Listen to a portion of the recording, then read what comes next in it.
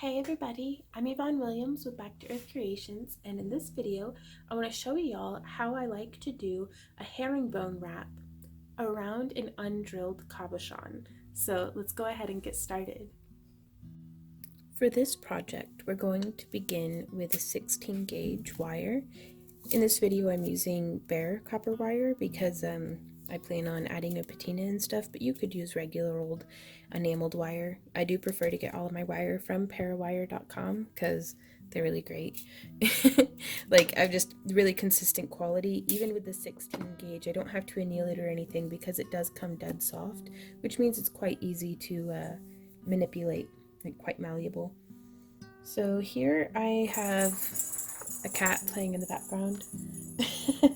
9 inches of the 16 gauge wire, and I'm going to use my round nose pliers, grasping it like this, and then holding with my fingers, my thumb on top and my first finger on bottom, and then I'm twisting so that the pressure is going against my finger and thumb, and then turning a bit. And so you can see I'm just kind of building this yin-yang shape.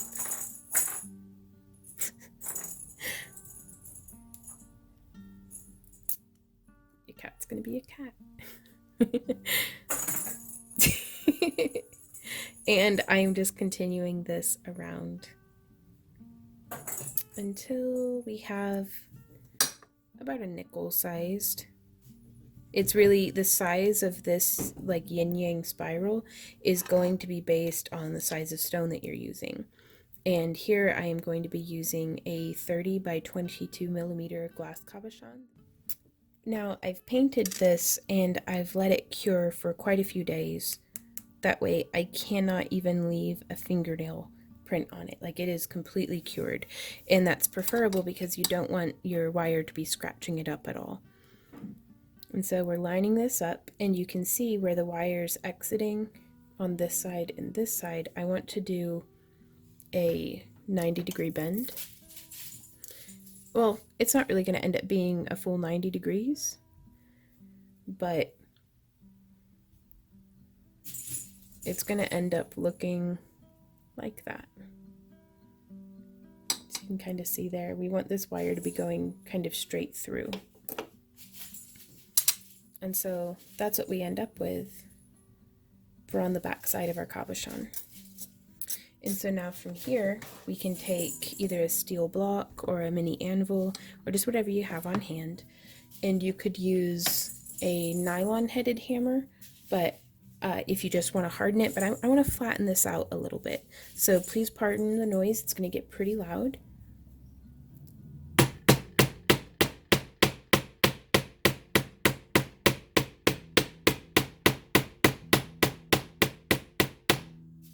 And I'm going to flip this over.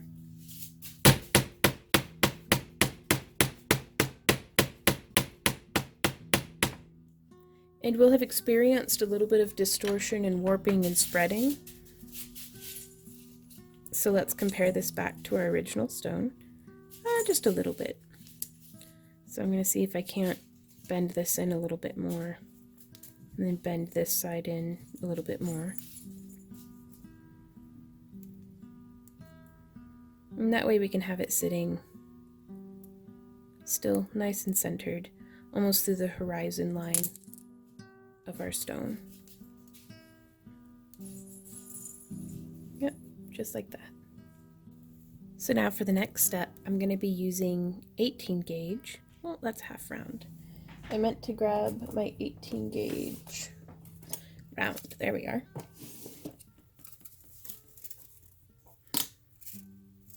And I'm going to get probably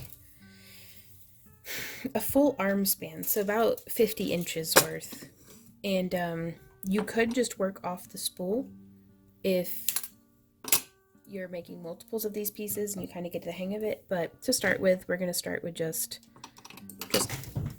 a full arm span. The cat just attacked the wire and got me. I am dead. Oh no. This is what it's like having a kitten in the house, guys. So I've gone ahead and made a little bit of an offset loop here at the end of my wire. And this is just going to be sliding right over our core wire.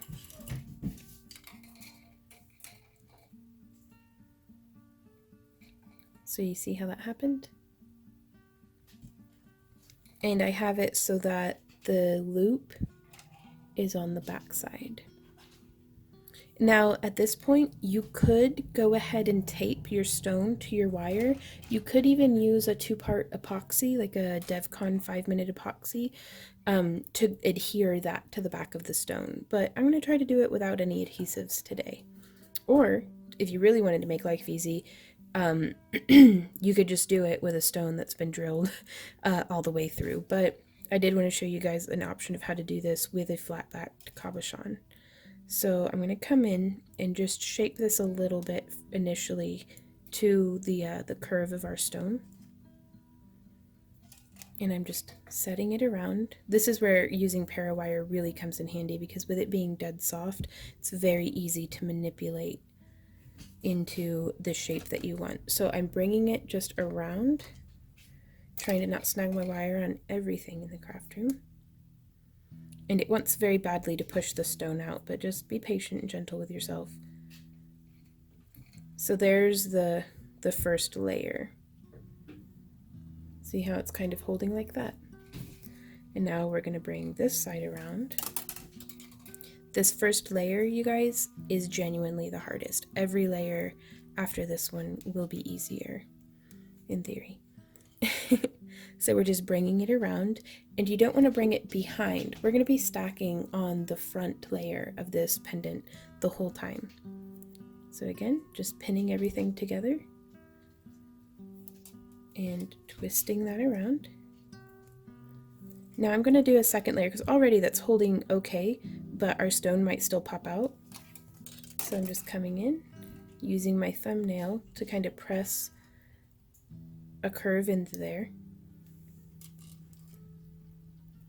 And then you can stack however close or far away to the first layer as you want as we start adding in the second layer. So again, coming to the front of the stone.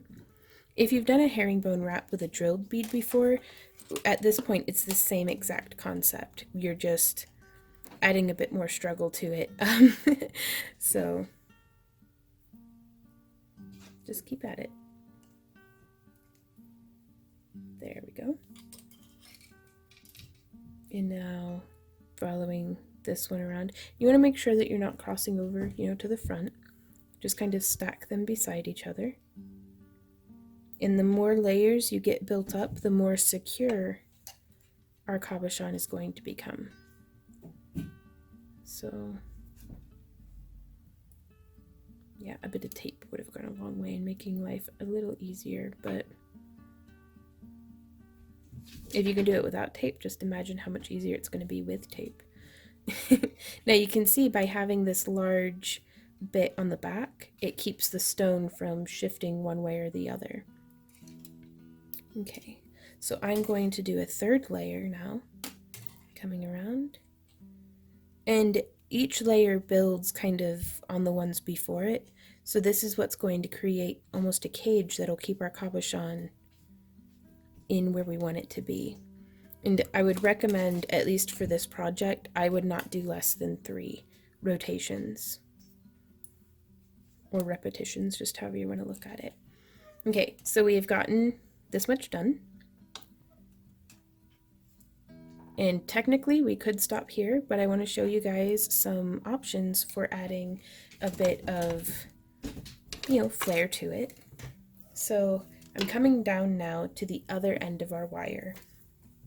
And this is still the 18 gauge, but I'm going to be using a 28 gauge. Let me find the end of it. Where are you?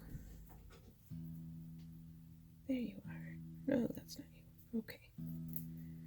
Yeah, I had some springback on my spool and lost the end of my wire,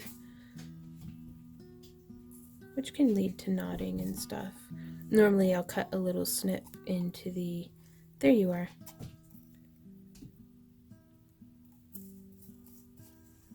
cut a little snip into the spool. So I'm just pulling off a full arm span again. That's kind of just a measurement that I function with because it's easy to replicate for me. And then we're gonna just do some coiling of the 28 gauge around the 18 gauge. I really hope the cat doesn't notice that nope, she noticed. So let me just angle this down a little bit so that maybe we can catch her being guilty. I don't know if you can see her. She's a little terrorist. So just keep coiling despite the obstacles that life might throw at you.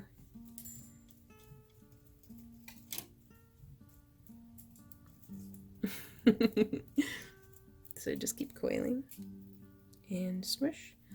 You can see I'm just wrapping around. Now, a lot of people would recommend to use like a drill or something like this, which if you make the coils before you start wrapping, that's a fantastic idea. But since it has everything else attached to it, like the rest of the piece, it becomes really cumbersome and complicated, and you risk messing up your whole piece by trying to use the drill. And also, I mean, there's nothing wrong with building up your endurance for a little bit of hand coiling. Excuse me, little miss. Okay, so back to our main work area. Nothing like a kitten intermission. So I'm just sliding this down the length of our copper and kind of testing. It looks like I could use about 1 centimeter more of this coiling. So to make it easier for myself, I just slide it right back out to the end. That way I'm not having to bypass all of this extra wire.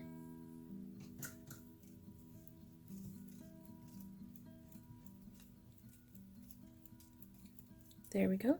Smush. Maybe like 5 more. And there's the cat attacking the other end. Sorry, she makes me so happy. I can't tell her to stop, even though I'm trying really hard to be a professional. Okay, so it looks like we need like 5 or 6 more coils.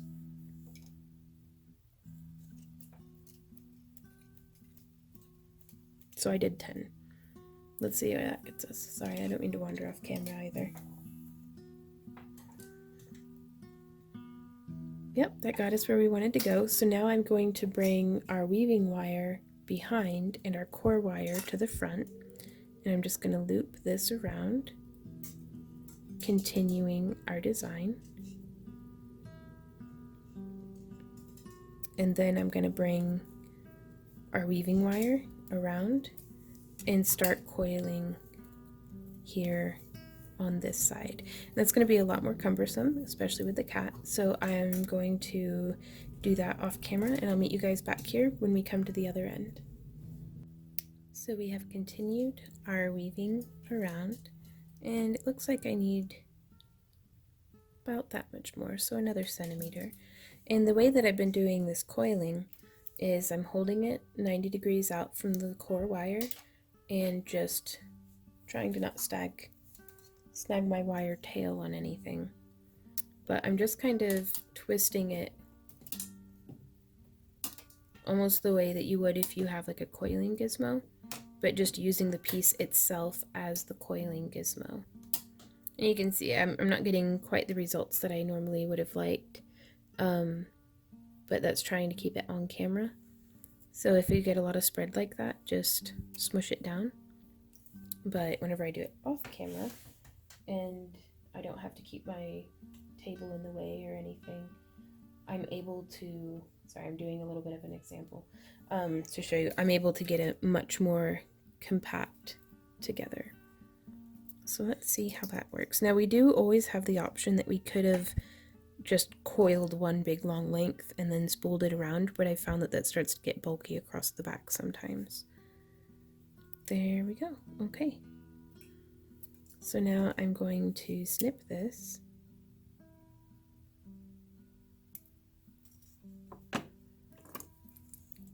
smush down the tail of the wire to make sure that we don't have any little pokey bits or anything. And then bringing this to the front. And then bending around. There we go.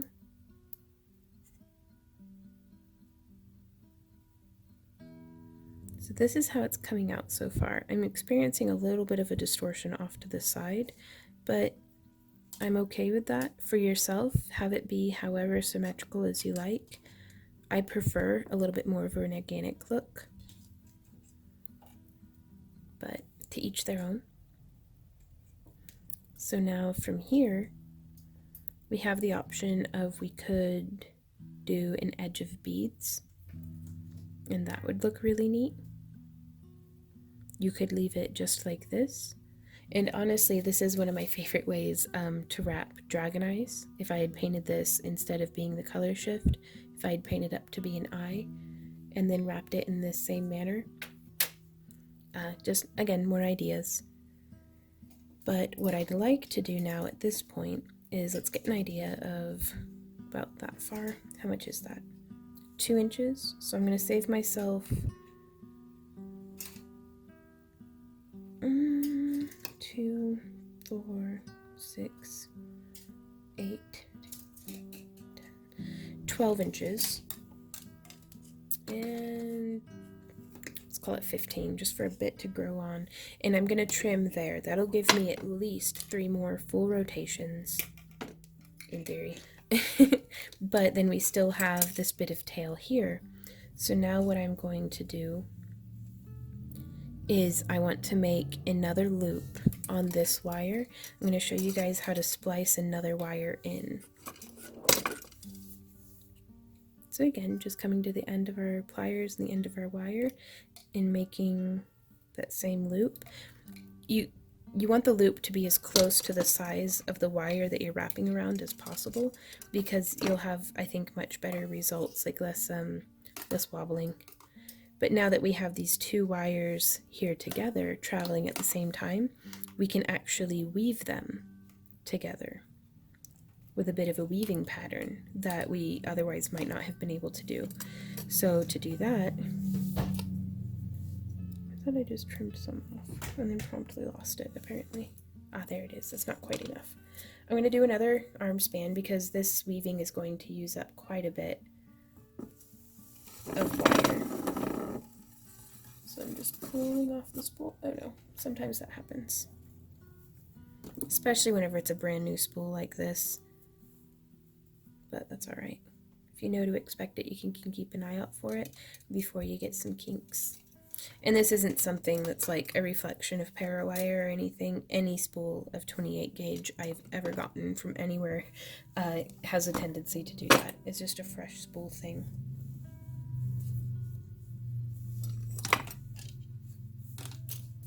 Okay, so I'm going to do on our outermost wire, this one here, I'm going to do, I think, 10 rotations down here at the end. So that's 1, 2, 3, 4, 5, 6, 7, 8, 9, 10. Compact that down. And I'm actually gonna, I hate to waste it, but I'm not wasting it because I put them in a little bin to smelt down later into little balls for doing metal work. That's for a different tutorial. But yeah, just trim off that tail. Go ahead and smush the wire down. There we go. And now I'm going to take this and slide it down the whole length of our wire all the way back to the core of our project. So we have our 10 rotations. I'm going to try to clear up the background a little bit for you guys without being too loud about it. So now we have our 10 around 1. So now I'm going to do 1 and 2 around both. And then I'm going to do 10 rotations around 1. trying to get the tail of my wire to stop being so rowdy. Fortunately, the kitten fell asleep, so that's good. 2, 3. You know, I'm just going to do 5. I think I said 10, but I'm just going to do 5 rotations. How many was that? 1, 2, 3. So then there's 4. And 5 around 1. And then 1, 2. And you could replace this weave with any weave that you prefer. You could do a figure 8 weave. You could do, wrapping around both of them if you want some size difference. 2, 3,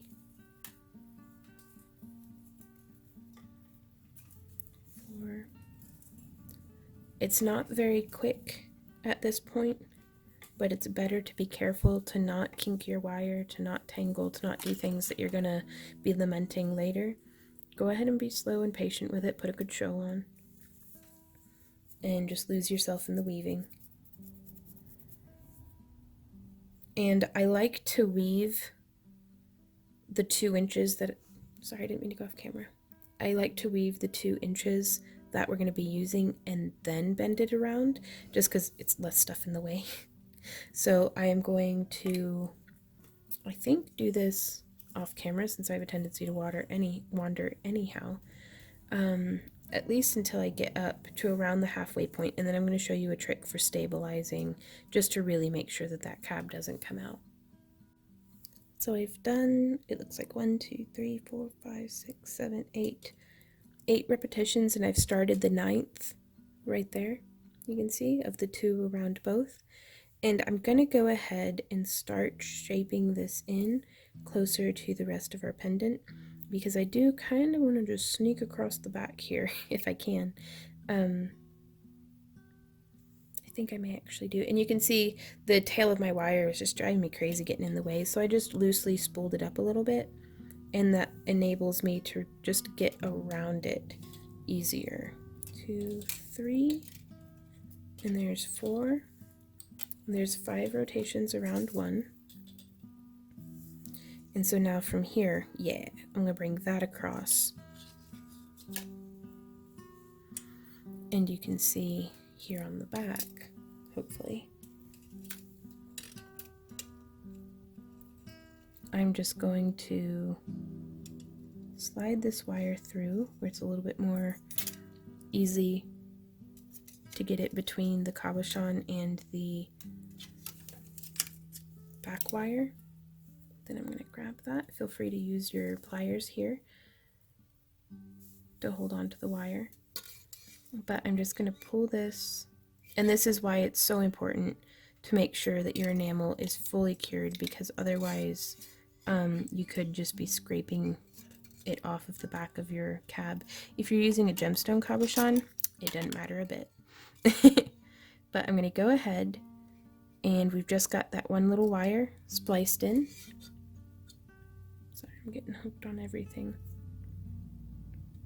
And I'm just going to tighten it in, and then continue on as though this never happened. So we're going to do the 2 around both. So I have the wire exiting, and then there's 1.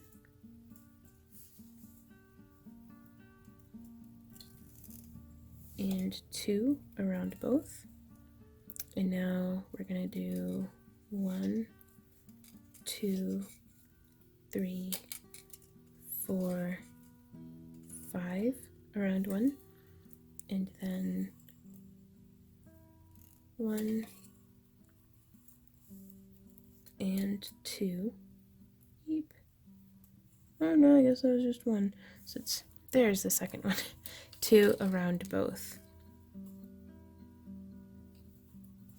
So you can see how we're kind of building the frame out even further, but we're grounded there, and that's nice. And honestly, if I weren't doing a tutorial and worried about time, I would have gone from this one spliced 1, spliced 2, spliced 3. I'll probably splice again on this one, but just the more you can have it connected, the less tension it's putting on each one, and the more secure and stable that your cabochon is going to be. But that's entirely on you. You put in the work that you're wanting to put in on your piece, and you know, just however will make you feel most confident in your work. But I'm going to continue this weave around, and then I'll meet you guys back here. That's 4 and 5 whenever we get to the crossover point, because I think I'm not entirely certain what I'm going to do for the crossover point yet. So I'll meet you guys back here for that. Okay, so we've gotten to where I've finished on just 5 rotations. This is 1, 2, 3, 4, 5, 6, 7, 8, 9, 10, 11, 12, 13, 14, 15, 16, 17, 18, 19 full repetitions of the pattern. Just in case you were wondering, like, I guess. So I'm just shaping and positioning it, thank goodness for dead soft wire. And I'm leaving these 2 wires bare because these 2 on this side are bare. But I'm making sure that they don't cross as I train them around, rotating to the other side. And so now I'm going to take my weaving wire, I'm going to take the wire that's on the top and rotate around 1, 2, 3, oops, back to the tripod, 4 and 5 times, and then do 2 rotations around both. There's 1, and there's 2. And now I'm going to repeat the same thing that I did on the other side, where we continue the pattern around, and when we get to about right here, I'm going to start splicing it in, as we did over here, just to hold the stone a little bit more stable. So I'll meet you guys back here when I start doing that. Okay, so we've done the repetitions of our pattern until we've gotten to where we'd like to be. And now I'm just going to be threading our wire through. And if I ever have any problems getting the end out, I'll just put the tip in and then bend it, and that way it gives it into like a little bit of a hook shape, if you can see that. And you want to make sure you're exiting on the correct side, that way you don't like backtrack over work that you've already done.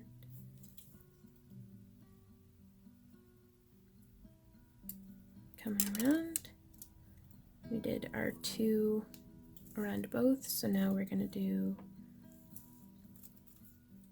1, 2, 3, 4, 5, 1, 2. Checking on the front side, making sure everything's still right with the world, and it's looking pretty good. And then I'm going to thread this through again, coming in from a different position this time. Hopefully that still works. I'm actually just get my thumbnail in there, lift that up a bit, slide that on through. If you're having difficulty, do not hesitate to come in there with some pliers and grab the wire and pull it. There's no sense in making your work more difficult for yourself than what it needs to be. Okay.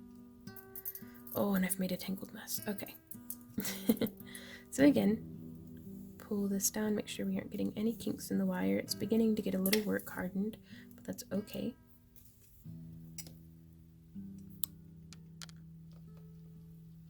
And now we're going to do 1, 2, 3, 4, and 5 repetitions around 1. And then I'm going to complete our 2 around both, 5 around 1 pattern until we get up here to the neck.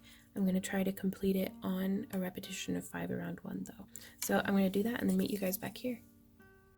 So we've completed our weaving to the core wire, and I'm just going to take this and make sure everything's lined up nicely, and then just bend this wire around. Now you could continue to build outward from this, but I think I'm actually just going to come in here with my flush cutters and snip right there. And then using my bent nose pliers, I want to tuck these ends in a way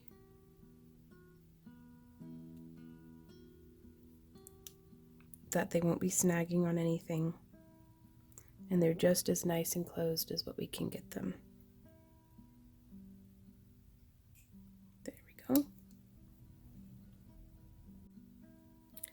So if you had purchased the craft along kit that I sell on my Etsy, there's a PDF that has written instructions for all of this, and it'll also go through a few different ways of making wire wrapped bead links to complete this into a bracelet or necklace. The kit comes, I think, with just enough to make like a bracelet with maybe a little bit left over, but you can always incorporate in some of your own beads or utilize some of the extra wire left over for, just whatever you like. But so go ahead and make the links that you want, to extend it with. And then we're going to come in here. I'm actually going to do a wrapped loop on each end of our focal point. So I'm just taking my flat nose pliers, doing a 90-degree bend, and then I'm going to come to the other side and do a 90-degree bend in the other direction, giving myself about 3 or 4 millimeters between the piece and my pliers. And I'm going to be taking my round nose pliers, and you could have it be all the way to the tip of your pliers, you could have it all the way down towards the base. Just wherever you have it on the pliers is going to be reflected in the size of the loop. I really like a nice kind of 2 or 3 millimeter inner diameter loop, which sits about there on my pliers. But that's entirely up to you. So I'm just going to hold it where I'd like it, like this, and then I'm just bending this wire around. It's getting a little stiff. This is an 8 or a 16 gauge, the core wire here, so it's pretty sturdy. But I've wrapped it all the way around like this, and I'm keeping my pliers in there but not squeezing too hard. I'm just using them to maintain their shape while I use my bent nose pliers to just grab and shape the wire around itself, making some little coils.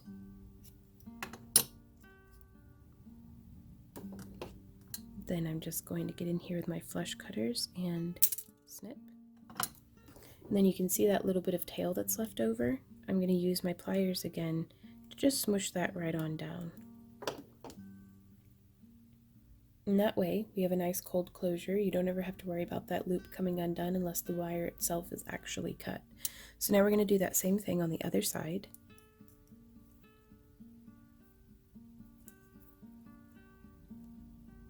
Bringing it around, grabbing with our pliers.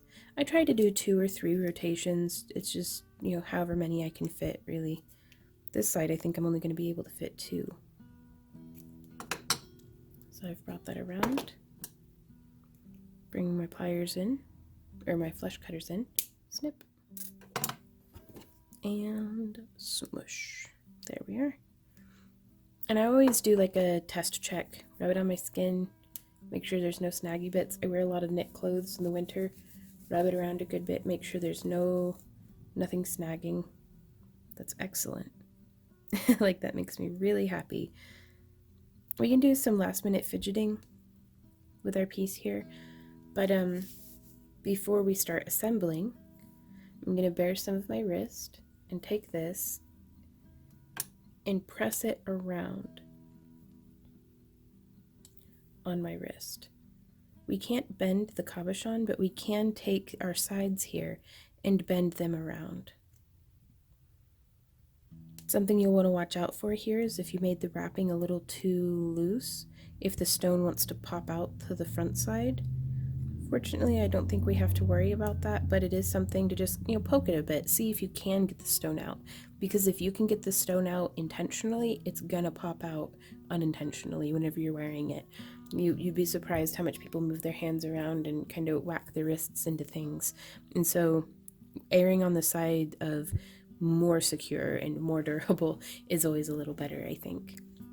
So now from here, you should also have just a few jump rings in with your craft along kit. And these are an 18 gauge 1/8 inch ring that Randy and I coil and cut ourselves. And I'm going to use these little jump rings to assemble our bracelet. So I'm just taking one, hooking through. And if I made my loops a little bit larger, I could actually double up on the jump rings, and that makes for a really nice, like, solid looking bracelet, which I think I may be able to do that anyhow.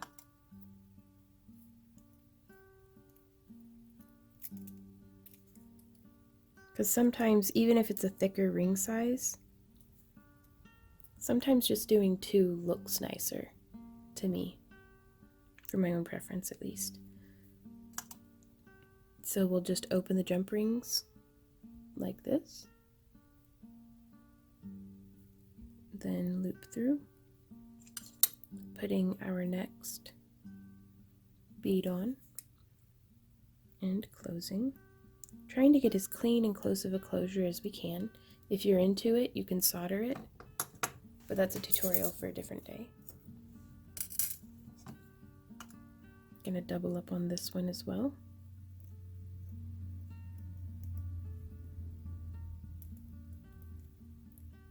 And close.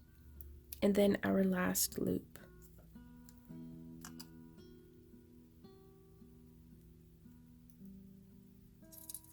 There we go. Now you should have, in the craft along kit, you'll have enough 16 gauge wire to make your own clasp. Or I think I may have actually made the clasp already for you. But if you have enough left over, you can make your own.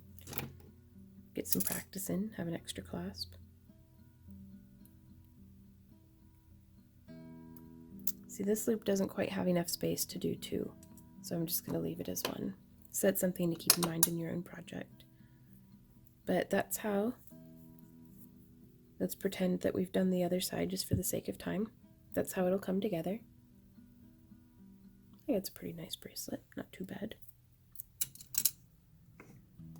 And then we can use our clasp here, or some of our either 16 or 18 gauge wire, your own preference.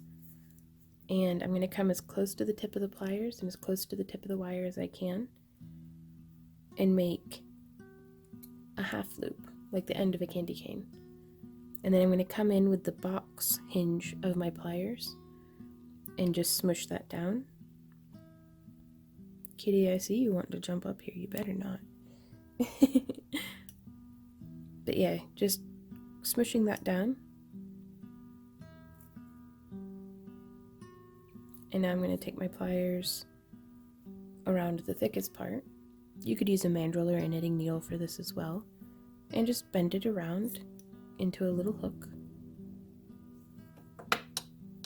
And then I'm going to snip about 15 millimeters from the end of the hook.